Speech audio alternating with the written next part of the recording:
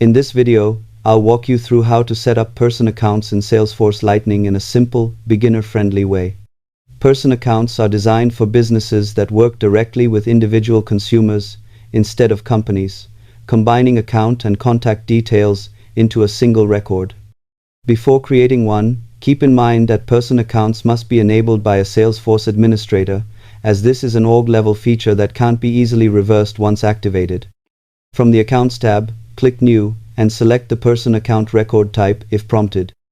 Enter the individual's name, contact information, and mailing details carefully, making sure to follow your team's formatting standards and check for duplicates to maintain clean data. Complete any required fields or validation rules, then click Save to generate the record.